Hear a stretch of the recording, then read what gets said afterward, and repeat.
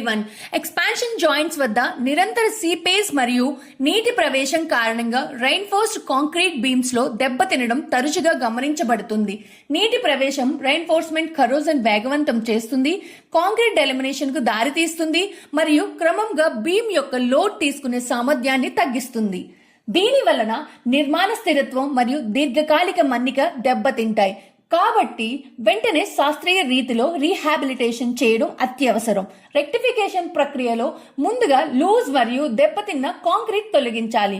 బయటకు కనిపించే స్టీల్ పై rust remover apply చేసి తర్వాత యాంటీ కరోజివ్ కోటింగ్ ఇవ్వాలి.